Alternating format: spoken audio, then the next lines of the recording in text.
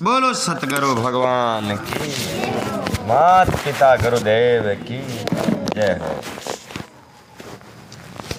काल भैरव का महात्म्य, विश्व नर की तपस्या और शिव जी का प्रसन्न होकर उनकी पत्नी सुविचा मती से गर्भ से उनके पुत्र रूप में प्रकट होने का उन्हें वरदान देना। बामणी बाबा क्यों थेणी साण था कई क्यों थेणी साण था काम अगर शायद वैसे हो दूजा हेवी कोने थेणी साण था। बोला ठीक है। तदनंतर भगवान शंकर ने भैरव अवतार का वर्णन करने के नंदीश्वर से कहा, मां मुनि परमेश्वर शिव उत्तमोत्तम लीलाएं रचने वाले तथा सतपुरुषों के प्रेमी है। उन्होंने मार्ग शीर्ष मास के कृष्ण पक्ष की अष्टमी को भैरव रूप से अवतार लिया था। इसलिए जो मनुष्य मार्ग शीर्ष मास की कृष्ण अष्टमी को काल भैरव के सन्निकट उपवास करके रात्रि में जागरण करता है वे समस्त पापों से मुक्त हो जाता है। जो मनुष्य अन्यत्र भी भक्ति पूर्वक जागरण सहित उस व्रत का अनुष्ठान करेगा वे भी मां पापों से मुक्त होकर सदगति को प्राप्त हो जाएगा। वो आटासी आ रही जो एक आसनो भी रहना और भजन भाव भी करना यार यो आठों ने मतलब खजिया भी मतलब ये आठों को एकाणो करने वाला आग जाता वो आठों को एकाणो भैरव नाजिक चले। दो भैरव है, एक भैरव की पूजा है उजाला फक में, एक भैरव की पूजा है अंधारा फक में। यहाँ को बर्थडे जी दिन कही है हाँ यहाँ को जन्मदिन ये आटा को ये आटा है ना यहाँ को जन्मदिन ये दिन ये उत्पत्ति ही यहाँ की। प्राणियों के लाखों जन्मों में किए हुए जो पाप है खई कियो प्राणियों के लाखों जन्मों में जो पाप खिदोड़ा वे ने जो ये आटा में खत्म हो जाए पाप है वे सबके सब काल भैरव के दर्शन से निर्मल हो जाते हैं। जो मूर्ख काल भैरव के भक्तों का अनिष्ट करता है वे इस जन्म में दुख भोग कर पुण्य दुर्गति को प्राप्त हो जाता है। जो लोग विश्वनाथ के जो भक्त है परंतु काल भैरव की भक्ति नहीं करते उन्हें महान दुख की प्राप्ति होती। काशी में जावा है उड़े भी एक काशी का कोटवाल बैठा हुआ है वहाँ की सेवा न करे तो वह अंधाता भी अपनी सेवा न माने। काशी में तो इसका विशेष प्रभाव पड़ता है। जो मनुष्य वाराणसी में निवास करके काल भैरव का भजन नहीं करता उनके पाप शुक्ल पक्ष के चंद्रमा की भांति बढ़ते रहते हैं 24-24 घड़ी रोज।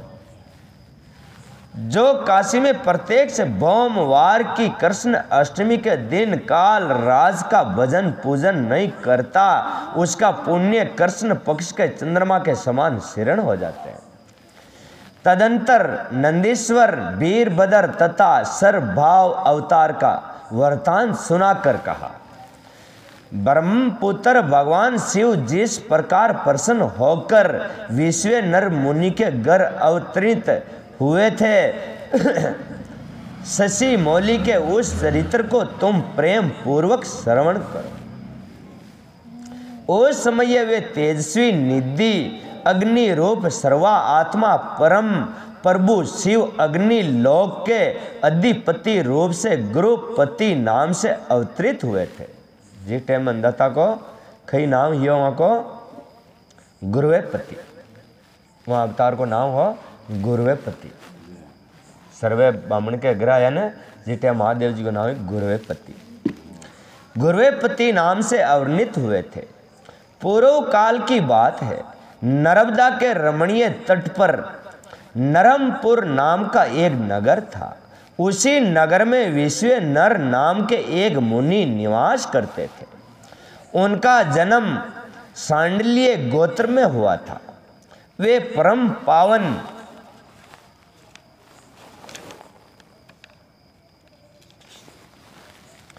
पावन पुण्य आत्मा शिव भक्त ब्रह्म तेज के निधि और जिते इंद्रिय थे। ब्रह्मचार्य आश्रम के उनकी बड़ी निष्ठा थी। वे सदा ब्रह्म यज्ञ में तत्पर रहते थे। फिर उन्होंने ससुमती नाम की एक सद्गुणवती कन्या से विवाह कर लिया और वे परमाणु चित कर्म करते हुए देवता तथा पितरों को और प्रिय लगने लगा, जीवन बिताने लगे। इस प्रकार जब वे बहुत सा समय व्यतीत हो गया तब उन ब्रह्माणी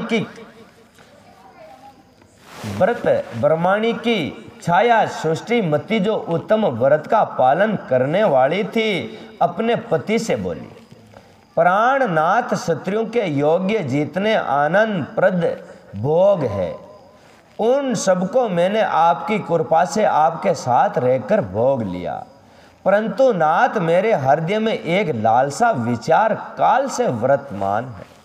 हमारा मन में एक बात है, गणा नहीं है और वे गृहस्थों के लिए वंचित भी हैं, उसे आप पूर्ण करने की कृपा करें।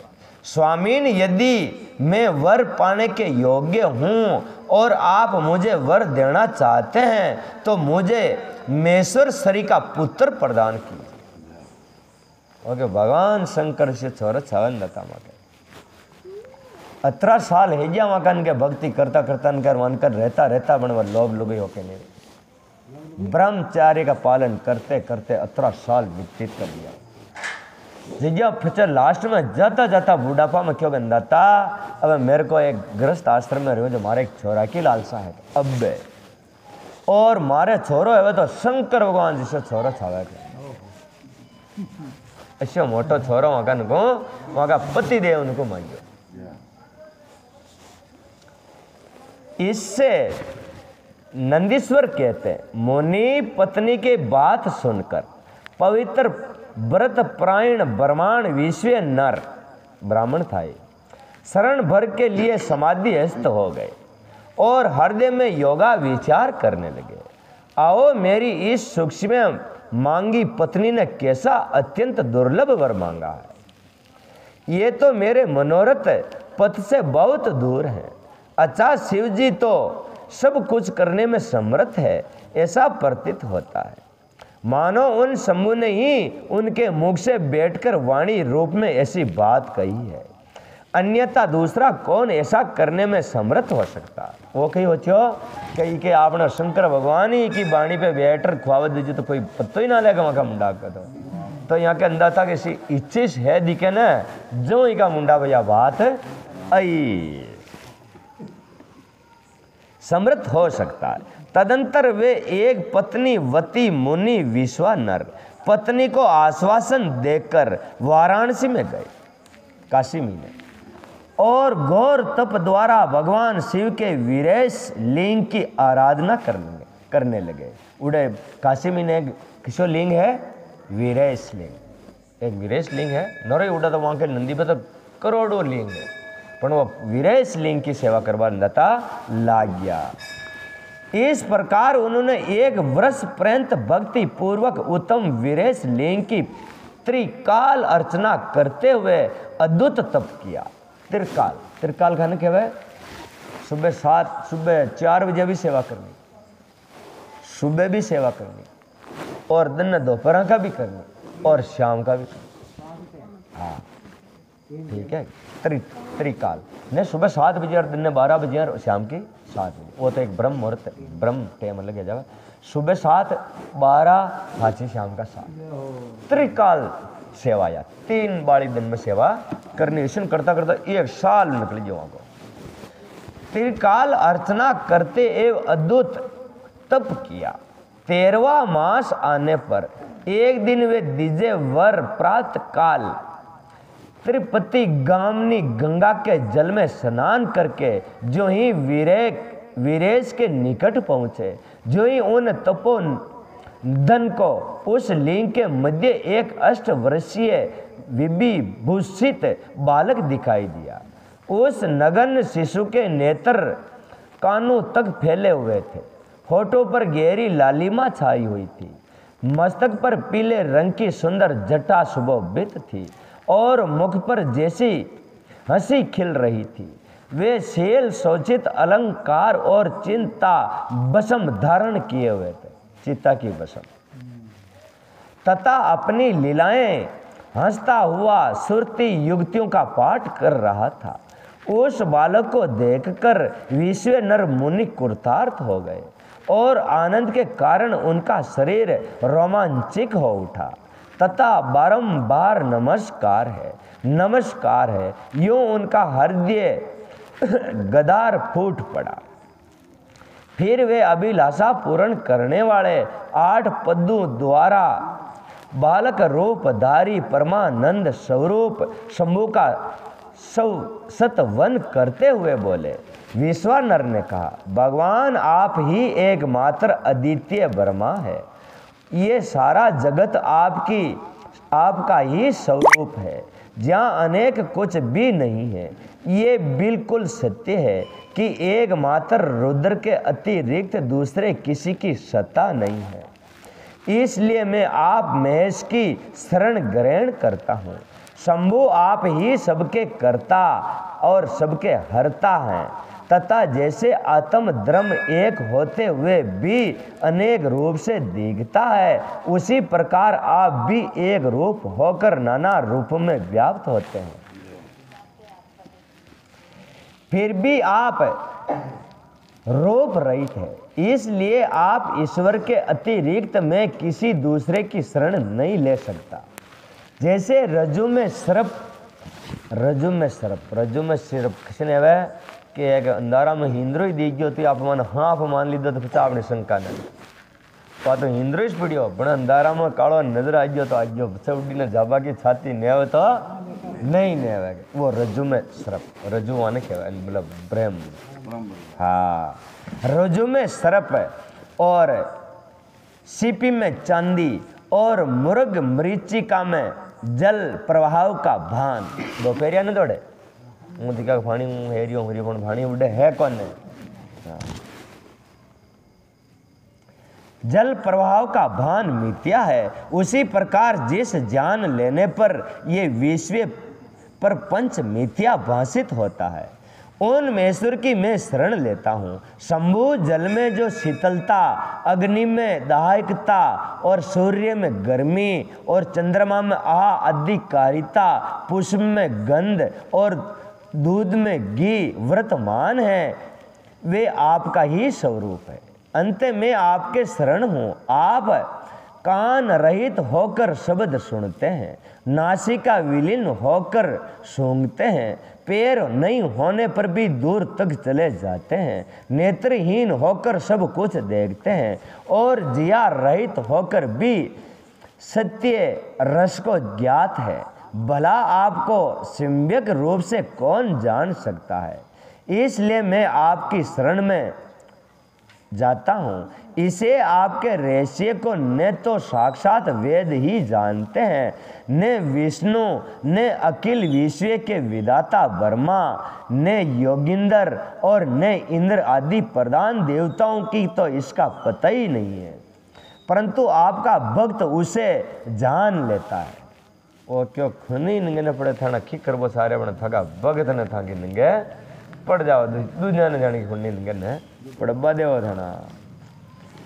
अंत में आपकी शरण ग्रहण करता हूँ। इसने तो आपका कोई गोत्र है, न जन्म है, न नाम है, न रूप है, न शील है और न देश है। ऐसा होने पर भी आप त्रिलोकी के अधीश्वर तथा संपूर्ण कामनाओं को पूर्ण करने वाले हैं। ये अंधता संपूर्ण कामना न बराबर कर वाला अंधता वह है। इसलिए मैं आपका भजन करता हूँ। ये बामण अंधता शंकर भगवान का भक्त सोई दजा नहीं आवा कहा ददीच भी वो भी मन खेजो हो वो क्या तुम्हारा नाश हो जाएगा मतलब ने बटाने। तो ये ज्यादातर ब्राह्मण देवता शंकर भगवान की ज्यादा भक्ति है। भजन करता हूँ। समरारे आप सर्वे स्वरूप हैं। ये सारा विश्व प्रपंच आपके में ही प्रकट हुआ है। आप गौरी के प्राणनाथ दिगंबर और परम शांत है। बाल युवा और वृद्ध रूप में आप ही वर्तमान है।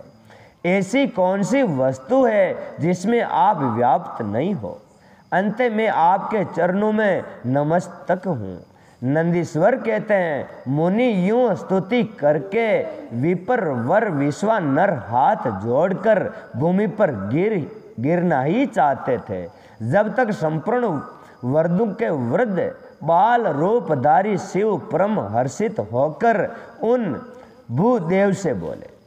बाल रूपी शिव ने कहा, मुनि श्रेष्ठ विश्वानर, तुमने आज मुझे संतुष्ट कर दिया है।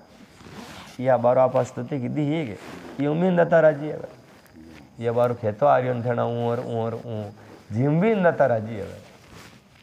अतरी ऊँ खीदो जीव ही और राजी है।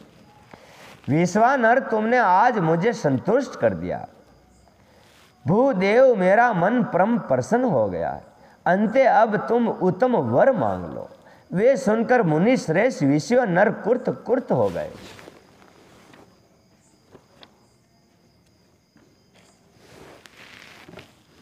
और उनका मन हर्ष मगन हो गया। जब वे उठकर बालक रूपधारी शंकर जी से बोले। विश्वानर ने कहा, प्रभावशाली महेश्वर, आप तो सर्वे अंतर्यामी, ऐश्वर्य संपन्न, सर्वे तथा भक्तों को सब कुछ दे डालने वाले हैं।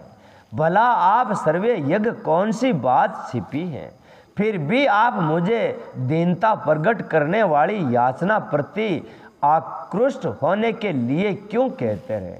और क्यों माकान को कहाँ खुआओ देना, तो सब नहीं जानो जी बे सहवे जो बे 27 कर दो। हाँ, मैं शान ऐसा जानकर आपकी जैसी इच्छा हो वैसा कीजिए। वो क्या बताना छाओ जो करना कौन। नंदीश्वर कहते हैं, मुनि पवित्र पवन शिशु रूपधारी महादेव हंसकर सोची हृदय में अपनी पत्नी सुसुमति के प्रति जो अभिलाषा कर रखी है, वे संदेह थोड़े ही समर्थ में पूर्ण हो जाएगी।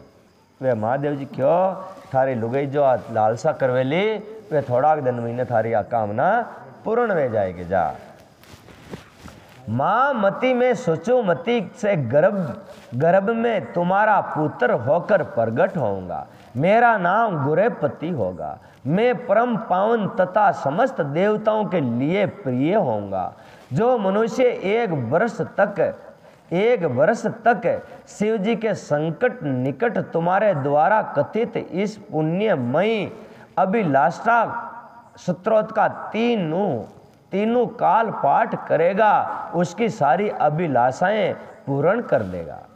इस स्तोत्र का पाठ पुत्र पौत्री और धन का प्रधानता और सर्वथा दांति कारक, सारी विपत्तियों का विनाशक और स्वर्ग और मोक्ष रूप संपत्ति का कर्ता तथा समस्त कामनाओं को पूर्ण करने वाला है। निसंदेह ये अकेला ही समस्त स्तोत्रों के समान है। नंदीश्वर कहते हैं, मुनि इतना कहकर बाल रूपधारी शंभु जो सतपुरुषों की गति है अंतर ध्यान हो गए। तब विप्रे वर विश्वानर भी प्रसन्न मन से अपने वर को लौट गए। यो है ना जिका इस स्तोत्र ने वो हारा कोई मोड़ है, क्योंकि जितना भी ये आया ना अध्याय जिका में यो अध्याय वहाँ को सबको मोड़ है। इनने जो इस साल वर्ती कोई मतलब सोमवार मंगलवार पकड़ कोई पढ़ लेवे तो वहाँ जाने की कोई दुनिया में चीज़ न रहे जो वहाँ की बाकी मतलब इन्हें पढ़बो वहाँ के घर अंदाते ही घर आ गया। अत्रो पावरी का मीन है। शिव जी का सुसुमति के गर्भ से प्रगट ब्रह्मा द्वारा बालक अष्टक का संस्कार करके गुरुपति नाम रखा जाना। नारद जी द्वारा उनका भविष्य कथन, पिता की आज्ञा से गुरुपति का काशी में जाकर तप करना, इंद्र का वर देने के लिए प्रकट होना, गुरुपति उन्हें ठुकराना। वो क्यों आपने इंदर फंदर न जावा के आपने तो मन लो कॉन्टेक्ट डूडू कर लो, इंदर ने क्यों चालो डू कहीं थाके ली जगह कौन देखे आखियो। गुरुपति का उन्हें ठुकराना, शिव जी का प्रकट होकर उन्हें वरदान देकर दिग्पाल पद प्रदान करना तथा अनीश्वर लिंग और अग्नि का महत्व।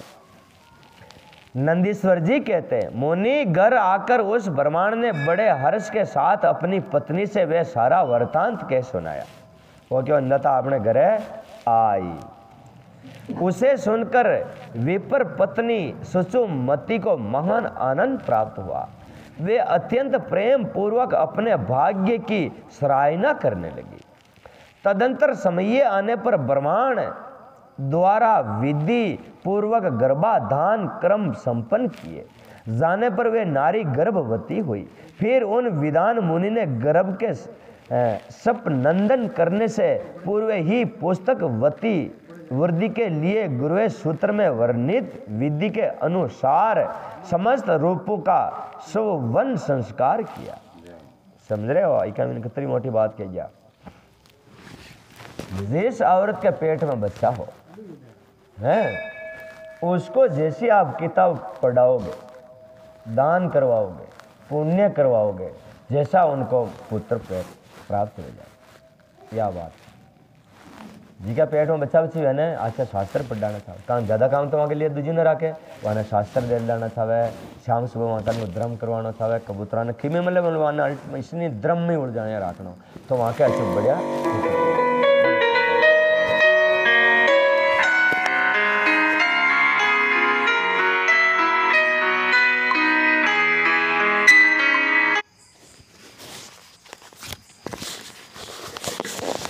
मोटी बात में की है। विधि के अनुसार सम्यक रूप से सुसवन संस्कार किए। तत्पश्चात 8वां महीना आने पर कृपालु विश्व नर ने सुख पूर्वक प्रसव होने के अभिप्राय से गर्भ के रूप की समृद्धि करने वाले श्रीमंत संस्कार संपन्न करवाए। तदन उपरांत ताराओं के अनुकूल होने पर जब वे बृहस्पति के केंद्रवती हुई और शुभ ग्रहों का योग आया, तब वे शुभ लगन में भय भगवान शंकर जिनके मुख की कांति पूर्णिमा के चंद्रमा के समान है तथा जो अनिष्ट रूपी दीपक को बुझाने वाले समस्त अनिष्टों को विनाशक और भू भव सौ तीनों लोकों के निवासियों को सब तरह से सुख देने वाले हैं, उस सुसुमती के गर्भ से पुत्र रूप से प्रकट हुए। उस समय गंधु को वहन करने वाले वायु के वाहन मेघ दिशा रूपी बंधुओं के सुख मुख पर वस्त्र से बने हुए अर्थात चारों ओर काली घटा उमड़ाई। वे घन घोर बादल उत्तम गंध वाले पुष्प समूह की वर्षा करने लगे। देवताओं की दुदुभियां बजने लगी। चारों ओर दिशाएं निर्मल हो गई। प्राणियों के मनोरथ के साथ साथ सरिताओं जल निर्मित हो गई। प्राणियों की वाणी सर्वथा कल्याणी और प्रिय भाषणी हो उठी। संपूर्ण प्रसिद्ध ऋषि मुनि तथा देवता यक्ष किन्नर विद्याधर आदि मंगल द्रव्य लेकर पधारे। स्वयं ब्रह्मा जी ने नम्रता पूर्वक उसका जात कर्म संस्कार किया और उस बालक के रूप तथा वेद का विचार करके ये निश्चय किया गया कि इसका नाम गुरुवेपति होना चाहिए। फिर 11वें दिन उन्होंने नामकरण की विधिवत अनुसार वेद मंत्रों का उच्चारण करते हुए उसका गुरुवेपति ऐसा नामकरण किया। तत्पश्चात सबके पिता में ब्रह्मा चारों वेदों में कथित आशीर्वाद तमक मंत्रों द्वारा उसका अभिनंदन करके हंस रूप आरूढ़ हो अपने मोह को चले गए, अपने लोक को चले गए। तदंतर शंकर भी लौकिक गति का आश्रय ले उस बालक की उचित रक्षा का विधान करके अपने वाहन पर चढ़कर अपने धाम को पधार गए। इसी प्रकार श्री हरि भी अपने लोक की राय ली। इस प्रकार सभी देवता ऋषि मुनि आदि श्री प्रशंसा करते हुए अपने अपने स्थान को पधार गए। तदंतर ब्रह्मांड देवता ने यतो समय सब संस्कार करते हुए बालक का वेद अध्ययन कराया। तत्पश्चात 9वां वर्ष आने पर माता पिता की सेवा में तत्पर रहने वाले विश्वानर नंदन गुरुवेपति को देखने के लिए वहाँ नारद जी पधार गया। अब तो समझाड़ो एणु अब तो भाई चमचाड़ो हेणो ही वो कंग दूजा अतरा देवता आर फराजिया बन कई फान नहीं बन ये आ यार खीर की तो फान जान के घूमत हाँ खीर की फान घूमत बैठी है। नारद जी पधारे। बालक ने माता पिता सहित नारद जी को प्रणाम किया। फिर नारद जी ने बालक की हस्तरेखा जीव्या तालू और देखकर कहा आचो मुंडा ने ऊंचो नीचो कर देखो मुनि विश्वानर में तुम्हारे पुत्र के लक्षणों का वर्णन करता हूँ। उन्हें क्योंकि मैं बताऊंगा तार सोरो खुशी होकर तुम आदर पूर्वक उसे श्रवण करो। तुम्हारा ये पुत्र परम भाग्यवान है। इसके संपूर्ण अंगों के लक्षण शुभ है किंतु इसके सर्वे गुण संपन्न संपूर्ण शुभ लक्षणों से समन्वित और चंद्रमा के समान संपूर्ण निर्मल कलाओं से सुशोभित होने पर भी विधाता ही इसकी रक्षा करे। इसलिए सब तरह के उपायों द्वारा इस शिशु की रक्षा करनी चाहिए क्योंकि विधाता के विपरीत होने पर गुण भी दोष हो जाते हैं। मुझे शंका है कि इसके 12वें वर्ष में इस पर बिजली अथवा अग्नि द्वारा विघ्न आएगा। और डापो ना आगे वो क्या 12वां साल में ही मतलब तो बिजली पड़ जाए ऊपर और कन जो ये वादी में बढ़ जाएगा अंतरवाणी है कि अब ये तो डापा में पड़ा भाई गेला चाल तो नाग दीदा डापा में। यूं कहकर नारद जी जैसे आए थे वैसे देवलोक को चले गए। संत कुमार जी नारद जी का कथन सुनकर पत्नी सहित विश्वानर ने समझ लिया कि ये तो बड़ा भयंकर वज्रपात हुआ है। फिर वे हाय में मारा गया यूं कहकर छाती पीटने लगे और पुत्र शोक से व्याकुल होकर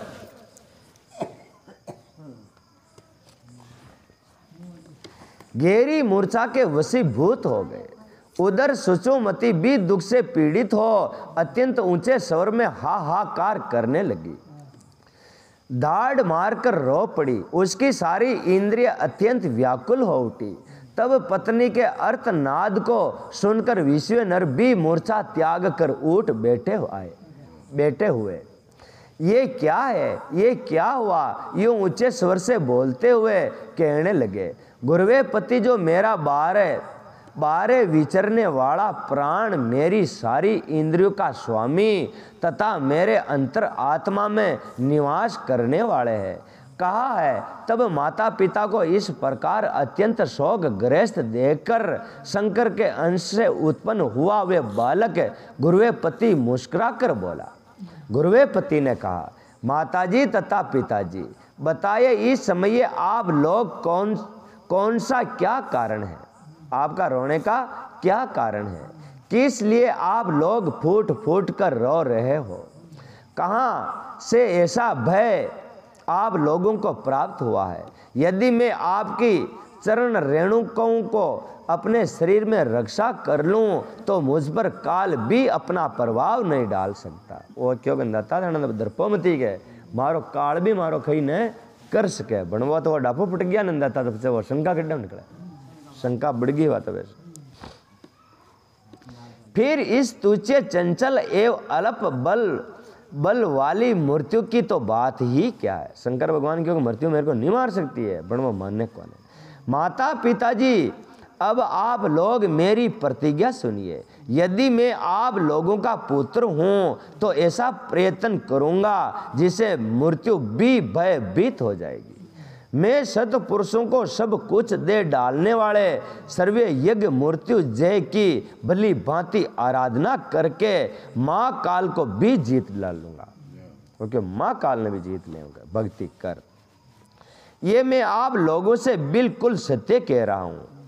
नंदीश्वर जी कहते हैं मुनि जब वे द्विज दंपति जो शोक से संपत्त हो रहे थे गुरुवे पति के ऐसे वचन जो अकाल में हुए मृत्यु की गण गौर वृष्टि के समान थे सुनकर संसाप रहित हो कहने लगे बेटा तू उन शिव जी की शरण में जा जो वर्मा आदि के भी कर्ता मेघवाहन अपनी महिमा से कभी तुप्त नहीं होने वाले और विश्व की रक्षा मणि है। नंदीश्वर जी कहते हैं, मुनि माता पिता की आज्ञा पाकर गुरुपति ने उनके चरणों में प्रणाम किया और फिर उनकी प्रदक्षिणा करके और उन्हें बहुत तरह से आश्वासन दे वे वहाँ से चल पड़े और उस काशीपुरी में जा पहुँचे जो ब्रह्मा और नारायण आदि देवताओं के लिए भी दुष्प्राय महाप्रलय के संताप का विनाश करने वाली है। ब्रह्मा विष्णु